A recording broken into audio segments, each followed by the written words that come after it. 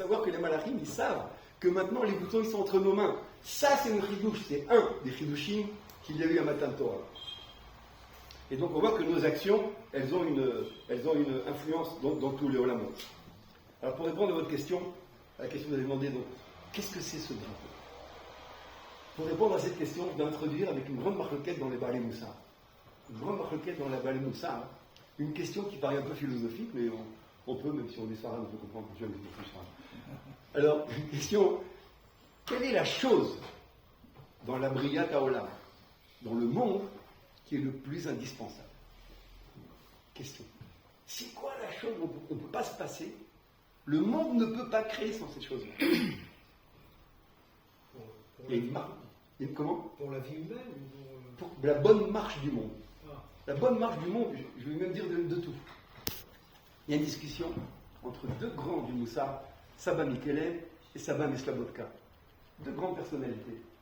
Le Saba Mislabotka, il dit que le monde ne peut pas tenir sans Koach Hanetina. Koach Hanetina, c'est-à-dire, c'est la pulsion qui nous motive à donner à l'autre. S'il n'y a pas cet élan de donner à l'autre, le monde ne peut pas tenir. Regardez, un bébé qui vient de naître. Il a le nez de tata Juliette, les yeux de tonton Henri. Ok. Mais si personne ne s'occupe de lui, ce bébé ne pourra pas tenir. Un bébé, il ne peut rien donner. Il ne peut que recevoir. Donc, depuis le début de sa création, l'homme a besoin de l'autre. Il a besoin que l'autre lui donne. Quand on a grandi, c'est vrai que les couches, elles sont peut-être parties. Il y a toujours besoin. On a besoin d'un sourire, on a besoin d'un bonjour, on a besoin d'un bravo quand on a fait quelque chose. Surtout dans la cuisine. C'est ça, les cuisiniers, ils ont besoin. Je ne sais pas si vous connaissez des cuisiniers ici. En tout cas, sachez que c'est... En tout cas, sachez que, par exemple, dans le manger, quand on est marié aussi, on est concerné par la chose. Quand on fait un repas, on fait un manger, il n'y a rien de plus agréable qu'on lui dise. C'était hyper bon. Regarde, une fois, le Rav nous a demandé pourquoi, quand la femme fait un repas, il faut lui dire que c'est bon. Alors, nous, comme des faillots, on a dit il faut être gentil avec sa femme. Non. Le Rav, il a dit dites à votre femme que c'est bon, comme ça, la prochaine fois, ce sera vraiment bon. On l'écoute pas. C'est-à-dire, c'est un moteur, c'est de l'essence, c'est un corps. Et donc, on a tous besoin, quel que soit notre âge, on a besoin de l'autre. On a besoin d'un compliment, on a besoin d'un merci, on a besoin d'un bravo. Un vendeur, il a besoin de l'acheteur il a besoin du vendeur. On a tous besoin l'un de l'autre. Koach Hanetina, et donc il dit les Saba Mislabotka, que toute la vie, on a besoin de Koach Hanetina. 7 minutes 30. Alors, une fois, j'étais dans la rue, et vous savez, à Paris, tous les 30 mètres, il y a un café, et entre les cafés, donc tous les 30 mètres, il y a un clochard, donc quand vous marchez dans Paris. Et alors, il y a tous les clochards, ils ramassent d'argent, le fameux t'as pas 100 balles. Donc moi, je marche dans la rue, comme ça, puis il y a un clochard qui me dit t'as pas 100 balles. Moi, quand je passe avec ma tête sympathique, il me dit, c'est vrai en plus, t'as pas 30 centimes, il voulait pas me demander un franc. Comme je suis juif radin, il m'a demandé 30 centimes. Alors, quand il me veut parler fort, moi, j'aime pas qu'on parle fort de la rue comme ça, on m'accoste pas. On m'accoste pas comme ça dans la rue, donc j'avance. Et quand je suis à 100 ou 200 mètres du clochard, il me dit Rabbi Jacob, tu donnes pas, mais tu peux sourire. Je me suis dit, c'est un message Mina Shamayim. Un clochard, un goy, souple. Il n'a pas de béchira. Il n'est pas en massacre de libre arbitre. Ce qu'il parle, en plus à moi, c'est sûrement un message. Il me dit, tu donnes pas, mais tu peux sourire. On est compte. Vous savez, il y a des fois des gens, ils ramassent de l'argent chaque fois. Je ne vous ai pas fait peur avec ma barbe, des fois, quand j'arrive dans une chou, ils se demandent, il vient pourquoi, pour ramasser pour qui, tout. Donc n'ayez pas peur, il n'y aura pas de... C'est pas pour ça aujourd'hui. C'est une assistance de mon ami qui me fait être là. En tout cas, des fois, il y a des gens qui ramassent de l'argent. Ils viennent ramasser, ils ont que des galères. Que des galères. La honte. Une fois, le Maram Shapira qui raconte, une fois, il avait des adresses en Amérique, et il toque à une porte, l'adresse d'un grand donateur normalement, et le type, il met du temps à ouvrir, et il arrive, il dit oui, froidement, parce qu'il savait très bien, la porte, oui, Maram Shapira, c'est vrai que c'est lui qui a inventé le Dafayomi, c'est un khashou hommage. Et alors, et il lui sort genre $10. Alors que c'est un type qui a pu donner plusieurs milliers de dollars. Madame Shapira, il m'a dit, je vais te dire une chose, merci beaucoup. Je ne suis pas enceinte. Quel rapport? C'est quoi, je ne suis pas enceinte? Il dit, les rêves qui pour, on fait les caparottes. Vous avez les caparati, ouais? On fait les caparottes avec les poulets avec les animaux. Alors il y a un dîme comme ça, qu'il y a des gens, ils ont une minagim de faire un coq pour les hommes et une poule pour les femmes. Et quand une femme est enceinte, étant donné qu'il y a un doute, selon certains poskim, alors il faut lui faire 2 caparottes. Alors il dit, des fois je vais chez les gens, ils me font beaucoup de kavod, ils me donnent un peu d'argent.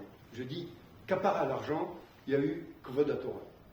Il y a des gens, ils me font même pas rentrer, ils me donnent beaucoup d'argent. Je dis, kapara kavod à Torah, j'ai eu de l'argent. Toi, j'ai eu 2 caparottes, je ne suis pas enceinte. Tu m'as laissé dehors et tu m'as donné $10. Alors, vous savez que malheureusement, j'ai perdu ma femme il y a 2 ans. Là, ça va faire bientôt 2 ans. Et alors, Lilou Nishmat, Esther Batrivka, on était en vacances aux 2 Alpes, à la montagne. C'est une histoire vraie qui nous est arrivée. On était en vacances aux 2 Alpes, et donc avec les enfants en bas âge, et on se promenait. Et à un moment, on a décidé, on n'a pas les nerfs, on va descendre. On ne va pas faire la montée, on va descendre. Bon, on a descendu avec tous les enfants pendant 1 heure, mais vous savez que descendre pendant 1 heure à la montagne, ça veut dire que le retour, c'est 2h30, 3h. Et donc là, on s'est fait avoir. Alors je dis à ma femme, la chose, j'ai dit, on n'a pas le choix, qu'est-ce qu'on fait? Elle me dit, viens, on descend, on va aller sur la route, on va faire du stop. Alors, bonne idée, on va sur la route, on fait du stop. Donc ma tête de Rabbi Jacob sympathique, avec les enfants sur le côté, je fais du stop, d'accord? En Savoie. Alors, à un moment, on attend tellement longtemps, et ma femme me dit, tu sais, tous les soirs, je suis en train de lire un livre sur l'importance de répondre Amen à une bracha. Vous savez que le Zohar, il dit que celui qui dit Amen, il a un niveau supérieur à celui qui fait la bracha. Et donc, de répondre Amen, à part ça, ça apporte beaucoup de yeshuot. Alors, on me dit, c'est pas bien, on va faire une bracha, on va dire Amen, et peut-être il y aura Siyata Dishma, il y aura une aide du ciel. Je lui ai dit, bonne idée. T'as quelque chose? On avait attendu déjà depuis un quart d'heure, avec tous les enfants là, sous la chaleur et tout. Vous connaissez l'ambiance. Alors, t'as quelque chose? On avait épuisé toutes les munitions avec le gosse. Elle a trouvé un petit peu de cacahuètes. Je lui ai dit, super. Elle sort les cacahuètes. À peine elle sort les cacahuètes, une voiture s'arrête. La voiture s'arrête, et le conducteur, très gentiment, il ouvre la vitre. Il dit, excusez-moi, monsieur, arrêtez, mais en fait, la voiture est pleine. Alors, moi, je dis, bon, ma femme, Amen. Le conducteur, il dit, bon, montez, on va se serrer. Moi, à la seconde, ce que je lui dis, c'est une histoire qui s'est passée. Montez, on va se serrer. Alors, je suis monté à l'arrière. C'était un S que j'ai pu monter, il n'y avait pas de problème, c'était que des hommes. Mais bon, j'ai pas eu le NS de Yosef. Vous savez, Yosef Hatzadik, quand il a été embarqué par les Ishmaélim, moi, les Ishmaélim transportent du pétrole. Et il y a eu un S qui transportait des parfums. Ouais. Moi, j'ai pas eu ce NS parce que les mecs, ils venaient de faire des cols en vélo. Ils étaient trop transpirants et tout. J'étais collé à eux. J'ai pas eu le NS. En tout cas, je remercie Hachem qu'ils ont pu me prendre. Ils m'ont amené jusqu'à la voiture. Et à un moment, je me suis pas retenu. Je lui ai dit, excusez-moi, vous voyez ma tête? Votre voiture est pleine. Vous vous arrêtez. Pourquoi? Je vous raconte cette histoire pour ce qu'il m'a dit. Encore, c'est un moussard d'un goy. Il m'a dit comme ça. Toute l'année, on n'a pas le temps de s'occuper des autres. On est stressé par le travail, par l'emploi du temps. On ne pense même pas à s'occuper des gens. Je me suis dit, pendant les vacances, on peut faire du bien aux gens. Au début, je me suis arrêté pour vous dire que j'aurais bien voulu, mais je ne pouvais pas. Mais après, j'ai réfléchi, allez, on va se forcer. Regardez comment le Koach HaNetina, c'est quelque chose qui est indispensable dans la Bria. Donc je reviens au Sabban de Slobodka. Sabban de Slobodka, il a dit que sans le Koach HaNetina, alors le monde ne peut pas tenir. Excusez-moi, je continue encore dans les exemples, parce que maintenant c'est des exemples dans la Bria, et ça me parle beaucoup. Je ne sais pas si vous avez entendu ça, mais j'ai entendu qu'il y a quelques années, Einstein avait dit, je vais dire à la vache à l'homme, bon, pourquoi pas, c'est un juif. Alors Einstein il avait dit que s'il n'y a plus d'abeilles, le monde ne peut pas tenir plus que 5 ans. Vous savez que Akadosh Baruch Hu, il a organisé, je ne suis pas un écolo, j'essaie d'être juif, Haredi, mais Akadosh Baruch Hu a organisé la nature d'une manière, c'est à pleurer de voir la beauté des choses.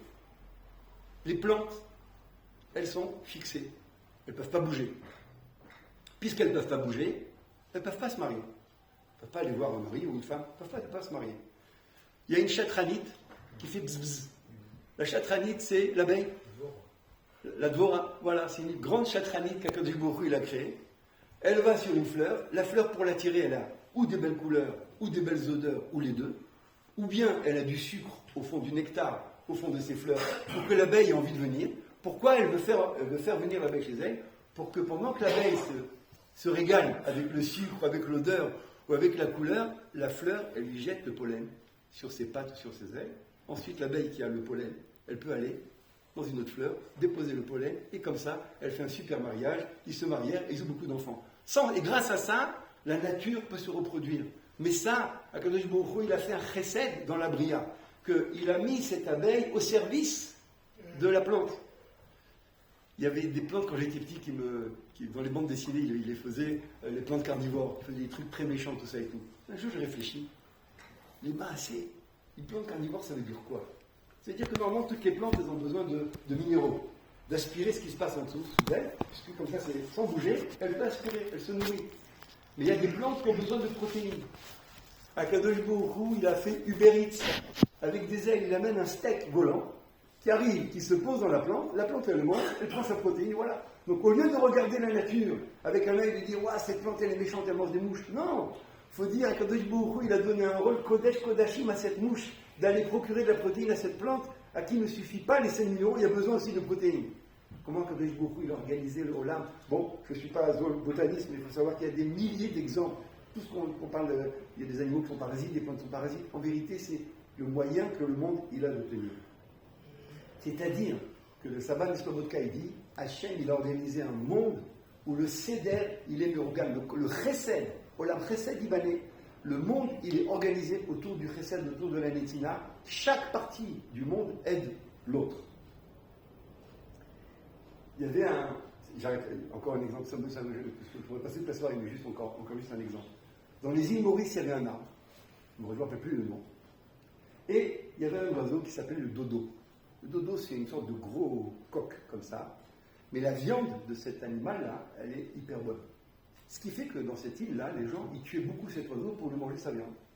Ils se sont aperçus que quand l'oiseau commençait à disparaître, il y a un arbre qui ne se reproduisait plus, qui n'existait plus.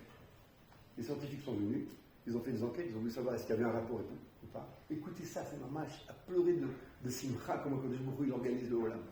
Ils se sont aperçus que le noyau de cet arbre-là, quand il tombait par terre, il ne pouvait pas donner à notre arbre parce qu'il est trop dur, et donc il ne pouvait pas se ouvrir. Il est trop dur ce noyau.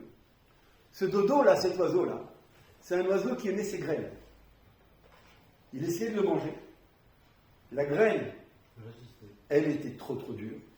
Elle passait par l'appareil digestif de cet oiseau. Ensuite, ce noyau-là ressortait par Hachayatsa. Et à ce moment-là, ce noyau, il s'était ramolli, puisqu'il est passé par le corps du dodo, et étant ramolli, tombé dans la terre, il pouvait faire pousser l'arbre. Cet oiseau a disparu, il n'y a plus d'arbre.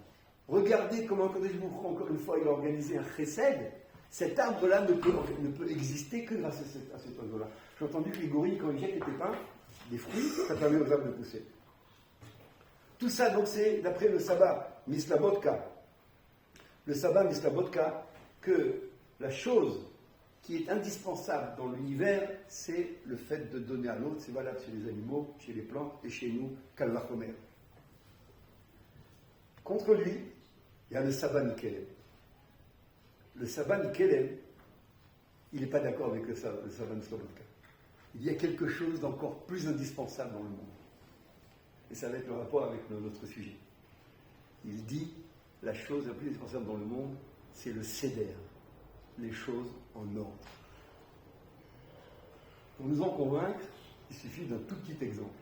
Imaginons que quelques secondes, sans dire quelques minutes, dans le monde, il n'y a plus d'ordre. Qu'est-ce que ça veut dire l'ordre?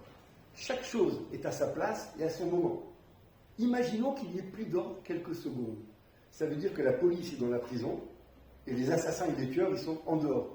Est-ce que le monde se passerait bien, même si ça dure quelques secondes? Si, dans une maison, il n'y a plus de seder, ce qui doit être dans la cuisine, c'est pas dans la cuisine, ce qui doit être dans la salle de bain, c'est pas dans la salle de bain, dans les armoires, c'est la grosse pagaille, c'est invivable. Si sur la tête, j'avais une chaise, on ne comprendrait pas comment ça se passe. si tout était les soudards ici, déjà à peine qu'on voit ici que c'est une choule qui a l'air bien rangée, et des fois des gens des choules, je ne supporte pas quand il n'y a pas de cédère.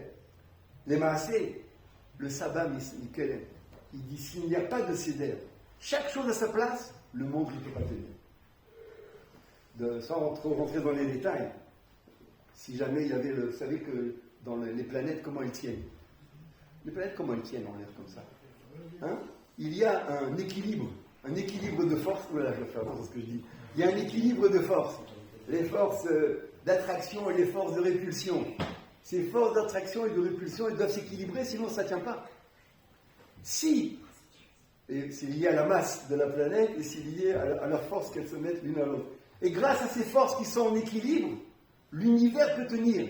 S'il y avait quelques centimètres, ne serait-ce que quelques centimètres d'écart qui auraient perturbé ces forces, tout s'écroule. Tout. C'est le cours que j'aurais fait. Hein.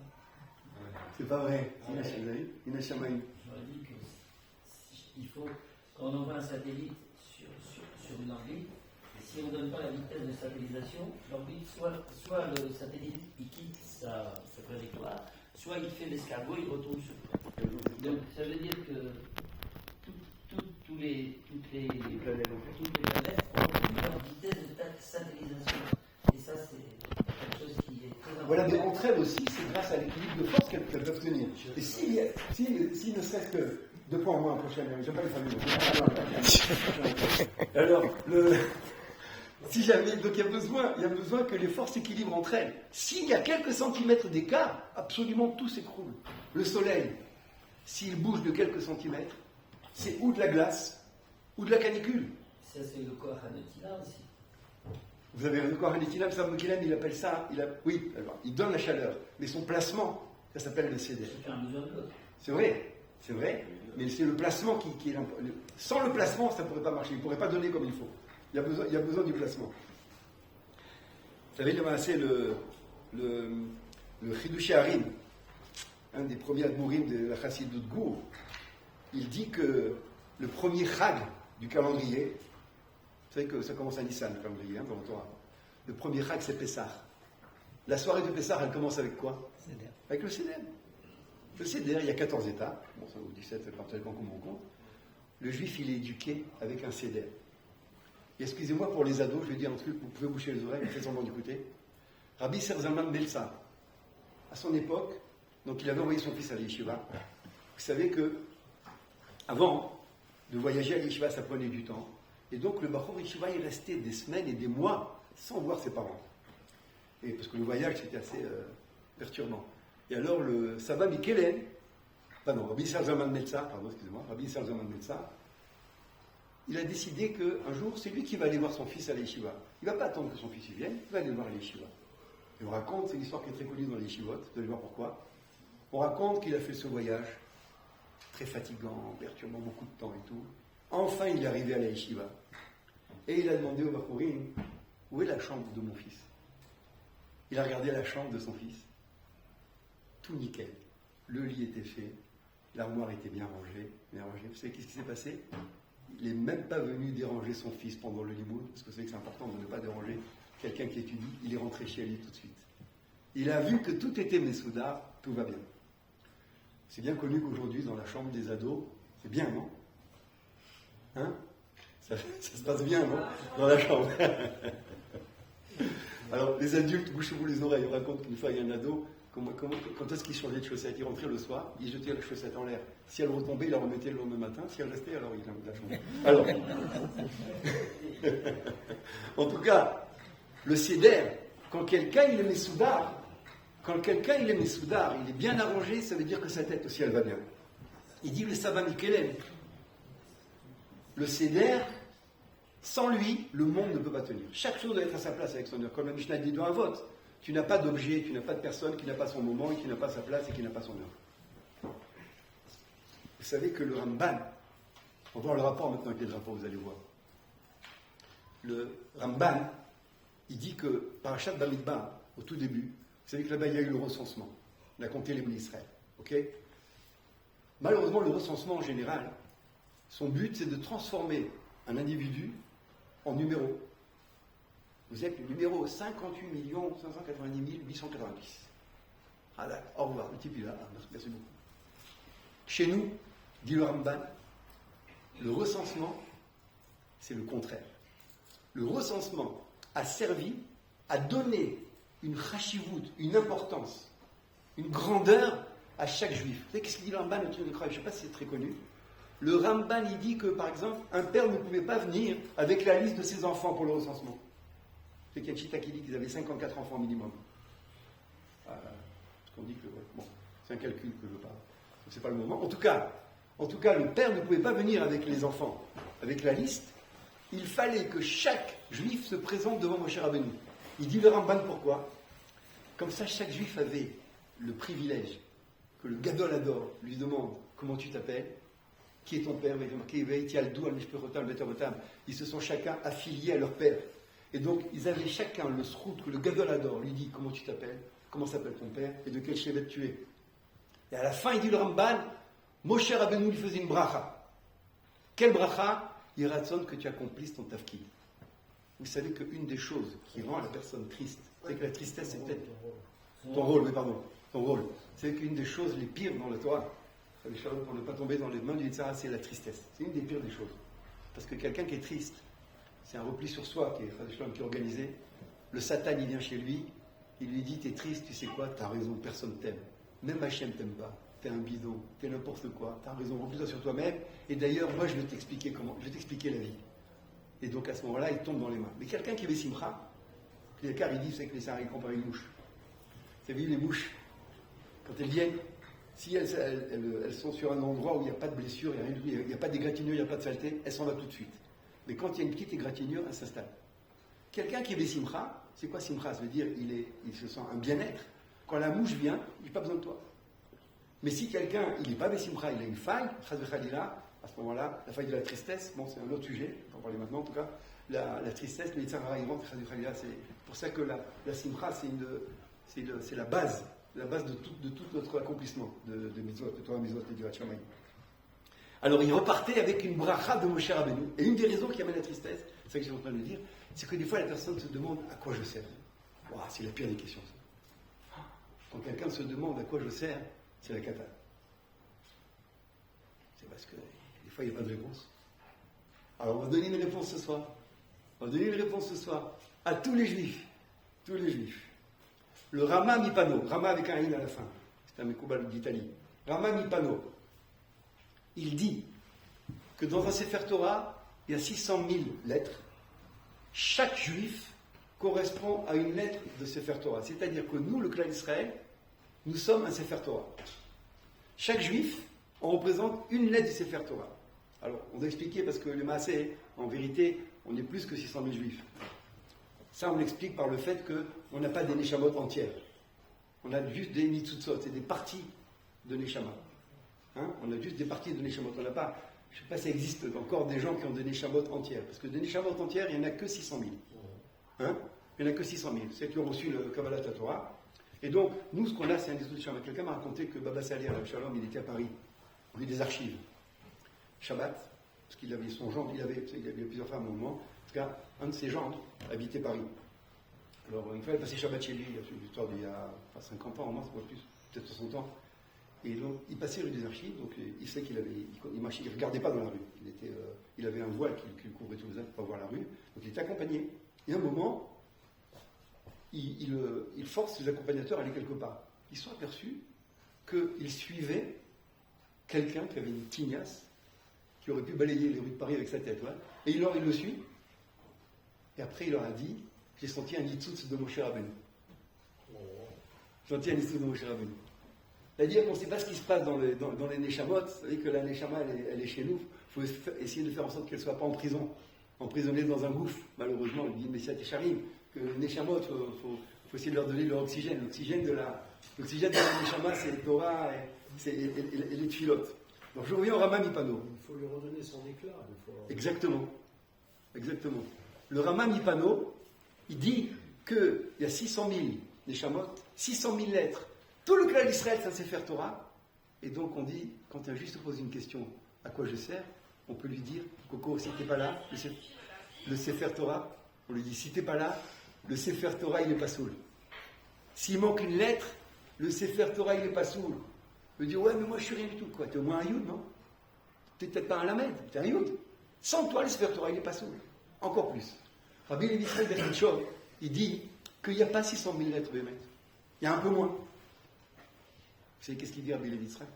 Il dit que les lettres dans le Sefer Torah, elles doivent être entourées de blanc. Vous savez que 2 lettres qui se touchent, dans le Sefer Torah, il y a des cas où c'est pas soul. Pourquoi? Parce que chaque lettre doit avoir son environnement blanc. Elle doit être, dans son fruit, ça s'appelle Moukaf Gvil. Elle doit être entourée d'un parchemin, entourée de blanc. Et dit Rabbi Levi Yitzhak Berdichov, il y a des juifs qui sont le blanc. Sans le blanc, le Sefer Torah, il n'est pas soul. Donc même s'il n'y a pas 600 000 lettres, on est tous indispensables. On a tous cette rachimout. Excusez-moi, c'est les blancs entre les lettres et les mots qui donnent du sens. Voilà. Sinon, si c'était tout collé, Chazak. il aurait pu y avoir plusieurs interprétations ou plusieurs sens. Exactement, Chazak. Exactement. Avant Kawa, on a fait ça sur Shabbat. Ouais, c'est possible, vous avez parlé de ça. Vous avez parlé de. Que 2 lettres, pour qu'elles séparent un mot, il faut qu'il y ait un espace. Il faut qu'il y ait un espace blanc. Sinon, c'est Et Moukaf il Gvil. ne puisse plus mettre un you de la même. De même coulmous. Chazak, Nifla. On a fait ça Shabbat. Comme il a Shamaïm. Comme il a Shamaïm. 7 minutes 30. Une fois, il y a quelqu'un, il est arrivé en rêve chez son copain. Et. Oui, ça là, j'avais dit que toutes les 7 minutes 30, il faut raconter une histoire, sinon je perds l'auditoire. Non, mais c'est pas grave. Oui. Alors, je n'ai pas chronométré. Alors, il y avait une fois quelqu'un. Par contre, il faut m'arrêter. Non, c'est Vous tout. dire. Une fois, il y avait. Plus tard, on rentre chez nous. Votre vie privée ne regarde que les journaux. Alors, regardez, oui. Une fois, il y a quelqu'un, il est venu en rêve à son copain. Et il lui a dit, je suis dans le Olam Haemetz. Ils étaient âgés. C'était des copains pendant toute la vie. Maintenant, lui, il a été niftar. Il est venu en rêve à son copain. Et il lui a dit, tu sais quoi? Je suis monté dans le ciel. Et on m'a permis de te raconter ça. qu'à un moment, on m'a accueilli. On a ouvert une porte. Il y avait une grande yeshiva de 500, plus de 500 Bachoré yeshiva.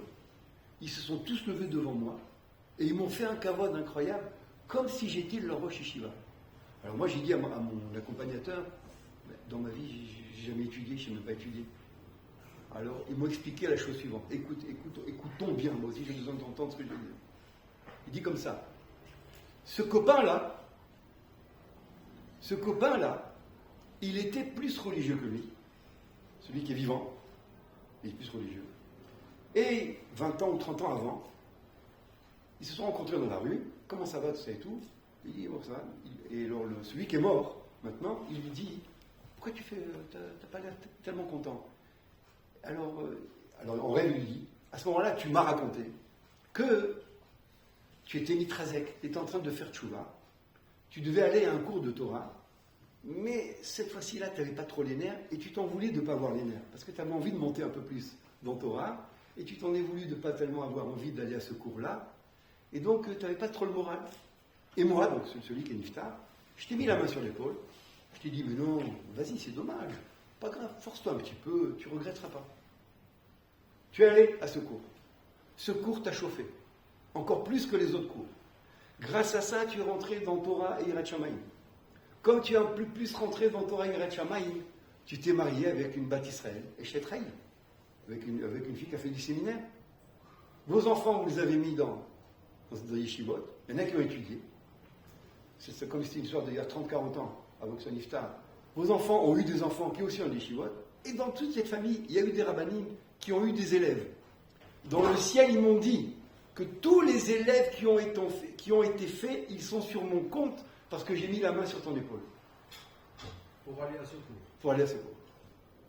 Dans le ciel, on compte tout. Tu as mis la main sur mon épaule. Tu dois remonter le moral. Tout ce qui s'est passé après, c'est sur ton compte. C'est un investissement. On se rend compte qu'un sourire ou une main, ça peut être un investissement. Et donc, on a permis de descendre en rêve de raconter cette chose-là. Comment? C'est important de ne pas prendre à la légère tous les ma'asim que l'on fait. On ne sait pas quelle incidence ça peut avoir. Dans le bien, surtout. Voilà. Et donc, pour tout ça, pour dire que lorsque Moshe Rabbeinu, il a fait une bracha, en lui disant, remplis ton rôle comme il faut, ça veut dire que d'être conscient. que chaque juif, il a une chashivut. Il n'y a pas un juif qui sert à rien, ça n'existe pas. En davar kazé. Sans lui, le Sefer Torah, il n'est pas sourd. Même si Hervé Kanevski, bon, quand il était vivant, il étudie le chasse tous les ans, Bavli, Yerushalmi, mais chaque juif, quand il étudie une Gemara, il n'y a que sa sensibilité, elle est unique. Son approche, elle est unique. Quand vous sortez d'un cours de Gemara, il n'y en a pas deux qui vous diront la même chose. Qu'est-ce que tu as appris aujourd'hui? Baruch Hashem, heureusement c'est comme ça. Heureusement que c'est comme ça. Il s'avère, il dit après l'origine, que la Torah a besoin pour être complète de toutes les sensibilités. Et donc même si cette Mara, ce Rashba, il a été étudié par des milliers de Bachouri Yeshiva en Eretz Israël, à l'Écoute, en Amérique, partout. Mais tant que toi tu n'as pas étudié, cette Gemara a un manque. Pourquoi? Parce que toi tu es unique, avec ta sensibilité, ta manière de comprendre, ta manière de ressentir. Il n'y en a pas deux au monde qui sont comme toi. La Torah, elle a besoin de cette sensibilité. Vous savez, il y a des gens qui s'étonnent, ils disent pourquoi les Juifs, il n'y en a aucun qui sont pareils. Heureusement que la Torah, elle ne demande pas des soldats. On est tous des soldats. Mais dans l'armée, il dit Ravolbeu, c'est vrai que la Torah, c'est comme une armée, c'est vrai. Mais dans cette armée, on développe l'individualité de chacun. Il y a des armées où on dit tu écoutes le sergent, tu écoutes le caporal, que ça. Là.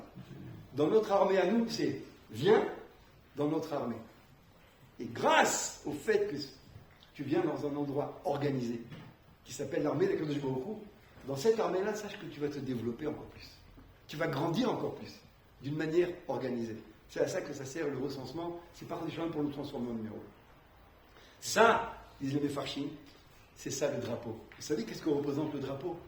Quand quelqu'un il dit, moi je fais partie, je suis derrière ce drapeau, ça veut dire, je sais où je suis, je sais quel est mon rôle, je sais à quoi je sers. Et ça, les bénis Israël, ils ont eu envie d'avoir le drapeau. Et Akadosh Baruch Hu lui a dit, oui, je vais vous donner le drapeau comme vous avez voulu. Vous recevrez la bracha de Moshe Rabbeinu, chacun avec sa chashivut. Et donc regardez, même dans les drapeaux, il y a des sensibilités, il y a plusieurs couleurs dans les drapeaux. Il y a plusieurs shvatim, on ne descend pas tous du même chevet. Pourquoi? Parce que chacun a sa sensibilité. Et alors cette sensibilité qui est là, la sensibilité Gefelte Fish. Chacun avec sa sensibilité, et on monte vers Akadosh Baruch Hu comme ça. Dans la paracha, je vais raccourcir un peu, je ne veux pas être trop long. Dans la paracha, il y a une autre éducation que l'on reçoit. Là, on a reçu l'éducation des Négalim suite à notre demande. Vous savez qu'on parle de la manne. Alors, on a plein de fausses idées sur la manne. Les gens disent, ouais, la manne, c'était super. Ça tombait du ciel. Là, on sait que les poskim disent que la bracha qu'on faisait sur la manne, c'est Amotzi lechem min hashamayim. C'est une marloquette. Il y en a qui disent Shakol, il y en a qui disent Amotzi, comment? Amoril. Amoril? Ah, je ne sais pas. Je crois avoir entendu Amotzi, c'est possible. C'est possible, Moril. C'est possible. Moril lechem, Amotzi lechem min hashamayim. Et les bénis Israël, donc, ça veut dire que ça vaut. J'aimerais qu'on se mette un petit peu dans le matzav de la manne et on va voir que c'est pas si évident que ça. D'abord, il y a un passouk qui nous interpelle dans Parashat Ekev. Parashat Ekev, il y a marqué Vayar aivecha, vayar chilcha et aman. Hachem t'a affamé et il t'a donné à manger la manne. Les Farshim me demandent, la manne c'est pour nous affamer ou pour nous nourrir? Qu'est-ce que ça veut dire, ce passouk-là? Il faut l'expliquer. Alors, je ne vais pas l'expliquer tout de suite, je vais vous tenir un petit peu. Alors regardez, vous savez que, d'abord, combien de mannes descendaient? Je ne sais pas si vous vous rappelez, dans le passouk, il y a marqué... Omer la Golgolette. Non, combien de kilos? Omer la Golgolette. Un Omer par personne. On va dire en moyenne, j'ai marloquette, combien ça fait en Omer, c'est le shiur de Chala, il y a 1,6 kg, 2,3 kg, on va dire 2 kilos. Est-ce qu'on est conscient combien de tonnes tombaient de manne tous les jours? Il y a des matheux ici un petit peu. Le Chafetz Chaim dit comme ça. Il y a 600 000 hommes de 20 à 60 ans. Mais il y a des femmes, il y a des enfants, il y a des vieux. Alors, une marloquette, qu'est-ce qu'on peut rajouter? En tout cas, au minimum, les bénis Israël étaient 5 millions. Minimum. Il y en a qui disent beaucoup plus. Donc prenons ce minimum. 5 millions fois 2 kilos, ça nous fait donc 10 millions de kilos. 10 millions de kilos, ça nous revient combien en tonnes? 10 000 tonnes. Combien ça, un semi-remorque, combien il transporte? 40. Ah, donc ça nous fait combien de semi-remorques? Chaque jour, il y avait, je ne sais pas, 1 millier de camions. Ou bien ceux qui comprennent mieux, les Africains, qui comprennent mieux avec les éléphants. Vous savez que les éléphants d'Afrique, ils ont des grandes oreilles. Les gros, ils pèsent 5 tonnes. J'ai fait le calcul que c'est comme s'il y avait à peu près 20 000 éléphants qui tombaient chaque jour. De manne. Tous les jours, les Bnei Israël avaient ce nes. Ils avaient ce miracle. Mais attention, les Bnei Israël vivaient dans une ambiance, une proximité d'Hachem qu'on n'imagine pas. Vous savez que les vêtements, c'est connu ça, les vêtements des gens, ils grandissaient avec eux. Il n'y avait pas besoin de les laver ou de les repasser. Quelqu'un il était né, il avait son babygros, son pyjama, un petit bateau, il grandissait, ça devenait grand bateau après quand il grandissait. Donc les gens ils grandissaient avec leurs vêtements. Et donc il y avait une proximité d'Hachem incroyable. Mais sachez qu'il y a un revers de la médaille. Il y a un revers de la médaille. Est-ce que on aurait, nous, le niveau de savoir tous les jours quelle note dans le ciel on nous met? En maths physique, on a une interro tous les je ne sais pas combien, on a une note. Mais est-ce qu'on aurait souhaité être noté par Akadosh Baruch Hu tous les jours par rapport à notre niveau spirituel? Pourquoi je vous dis ça? Parce que vous avez tous entendu ce midrash, et je voulais simplement qu'on le vive un peu ensemble, qui dit que la manne, elle descendait en fonction du niveau de la personne. Plus une personne était tzaddik, plus c'était proche. Le tzaddik, il ouvrait la porte, il avait la manne. Celui qui n'était pas tzaddik, il devait marcher un peu plus. Et donc tous les jours, les gens, selon le nombre de pas qu'ils faisaient, ils savaient où est-ce qu'ils en étaient en Orniout. Je crois que ça rajoute un stress. Je ne sais pas si on s'imagine. C'est un stress énorme de savoir, on sait, on va en discours, on va faire tous le religieux. Allez, on va faire tchouva, on va faire tchouva, on va faire tchouva. Mais si on était noté chaque jour, alors là, c'est pas pareil. Et dire Rav Ganitsky, un truc un peu plus grave. Imaginons un jour un tzaddik, Talmid Chacham. Il avait l'habitude de trouver la manne tous les jours à sa porte. Un jour, Aouaja, il arrive, il la porte, il n'y a pas la manne. Qu'est-ce qui se passe? Il fait quelques pas, il n'y a toujours pas la manne. Encore plus, c'est Talmid Chacham et tout, tzaddik. Il n'y a toujours pas la manne. Il n'y a toujours pas la manne. Il arrive au 9-5. Ah, Rabbi Jacob, ouais, viens chez nous, il y a la manne à côté de toi. Il dit à Ganitsky que ce Talmid Chacham là, c'est sûr qu'il devait tourner autour de la manne et ne pas prendre. Il avait trop honte, il ne va pas prendre à côté des voyous. Qu'est-ce qu'il faisait? Il rentrait à la maison et quand les enfants lui demandaient Papa, où est la manne? Il disait Chers enfants, aujourd'hui j'ai réfléchi, on va faire un service divin très spécial. On va tous faire ta'anit. On va faire un petit jeûne pour s'approcher d'Akadosh Baruch Hu. Et c'est ça que le pasuk dit. Vayarivecha vayachilcha et aman. La manne est affamée, ça veut dire quoi? Elle t'a forcé à faire ta'anit parce que tu voulais pas être en face de la réalité, parce que la veille il avait fait un lachon hara. C'est un Talmid Chacham que la veille il avait fait un lachon hara, il avait parlé du mal sur un juif. Et chas v'chalila, à cause de ça, la manne, elle est partie jusqu'à très loin. Et donc, si on réfléchit, comment la manne, elle a éduqué les Bnei Israël à une proximité avec Akadosh Baruch Hu incroyable. Je vais m'arrêter encore sur une notion. Vous savez qu'il y avait un issour, on parle de la manne dans la paracha, hein. Vous savez qu'il y a une interdiction de faire des réserves de manne. Vous vous rappelez de ça? L'autotirou. Hein, voilà. Et celui qui faisait des réserves, ça ne restait pas. Une fois, je faisais une dracha à des amis, et j'ai posé la question suivante. Est-ce que ça vous est arrivé un soir de dormir tranquillement, sachant que dans la maison, il n'y a pas 1 gramme de manger? C'est-à-dire, congélateur vide, les armoires de conserve vides, sous l'oreiller, les chocolats d'amiel, ils ne sont pas là. Il n'y a plus rien. Dans la maison, il n'y a rien. Les fruits sur la table, rien. Est-ce qu'on pourrait passer une nuit que dans la maison, il n'y a rien? Il faut un petit peu de saucisson sec, on va piquer au frigo, quelque chose. Rien. Sachant que les Bnei Israël ont passé 40 ans où chaque soir, ils dormaient avec le vide total en se disant Hachem m'a donné aujourd'hui, il me donnera demain. Vous imaginez ce bitachon, cette confiance qu'ils avaient en Akadosh Baruch Hu pendant 40 ans tous les soirs. Toute la famille a été éduquée ça. Et ça, Baruch Hachem, ça fait que eux, ils ont forgé leur personnalité. Maintenant, nous, on a ça dans les gènes. Ce bitachon, on l'a en potentiel. Mais il faut savoir qu'il est en nous, que les Bnei Israël ont été éduqués avec la manne. C'est pour ça que Rabbi Shimon Bar Yochai, il dit dans le Midrash, Rabbi Shimon Bar Yochai, il dit que la Torah n'est donnée que à ceux qui mangent la manne. La Torah n'est donnée que ceux qui mangent la manne. Plusieurs explications. Là, je vous en propose une. C'est que la manne, elle a éduqué les ministères à être proches d'Akadosh Baruch Hu. Donc, la chashivut de chaque juif, la proximité qu'on a avec Akadosh Baruch Hu. Akadosh Baruch Hu ne nous oublie jamais. Chas v'chalila. Quand des fois on a l'impression qu'on est abandonné, le Rav nous disait un machal, très important. Quand il y a un bébé qui est dans les bras de la maman, il y a un moment où la maman dit « J'ai envie de voir s'il est autonome ». Qu'est-ce qu'elle fait? Elle voit s'il arrive à marcher. Alors le petit il marche, il dit « Maman, elle m'a lâché, elle est méchante, maman. » Paf, il se prend un coup sur la chaise, elle est méchante, elle m'a lâché. Le Rav nous demandait à quel moment, dans quelle des deux situations, la maman a plus d'attention pour son enfant. Quand il est dans les bras ou quand il est par terre. C'est Vadaï quand il est par terre.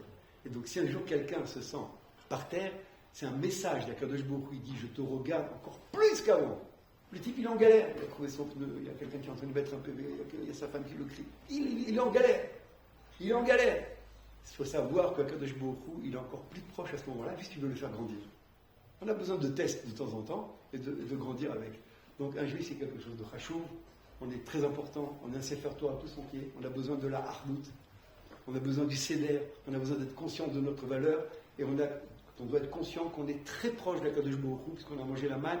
La manne, c'est une proximité. Même si aujourd'hui, on n'a pas tout à fait le niveau de manger la manne, bien que, il y a 5 ans, il ne s'est pas s'arrêter le type. Bon, c'est pas grave, juste une histoire. Il y a 50 ans, hein, j'ai entendu une histoire à Bâle en Suisse. À Bâle, une histoire vraie. Il y a un Avrer, 14 enfants Blainara, Hamcha Ali, qui vivent des allocations familiales, 14 gosses, et il avait à peine de quoi payer son loyer. Un jour, on toque à sa porte. Non, je dis ça parce qu'un jour, c'est quelqu'un qui m'a dit ça. Il y a un Marchimo, il y a un gars qui m'a vu dans la rue, il me dit « Hey, Rabbi Jacob, il vit les allocs, hein !» Parce que j'avais plein d'enfants derrière moi. ça m'a marqué. Marchimo. Ouais, des fois, j'ai des trucs qui ressortent. Bon, en tout cas, je reviens juste l'histoire. Et à un moment, il y a quelqu'un qui toque à la porte. Il y a quelqu'un qui toque à la porte. Et l'avraire, il dit « Oui, qu'est-ce qui se passe ?» Il dit « Écoutez, voilà, je suis un employé de la mairie, un Suisse, l'employé de la mairie de Bâle. Il y a un des plus riches de Bâle, une personnalité très riche de Bâle, qui est décédé. Et il est décédé sans aucun héritier. Il nous a donné un testament à la mairie, et il a dit qu'il veut donner sa fortune au citoyen de Bâle qui a le plus d'enfants. Et c'est vous. Il n'a même pas acheté le billet de loto, c'est venu chez lui à la maison. Donc cet homme-là, il a mangé de la manne. Il raconte qu'on connaisse tous des brachot, des attachés, qu'on soit conscient de notre valeur et qu'on soit tous ensemble. Et qu'on grandisse. Il n'y a plus besoin de la carte. Je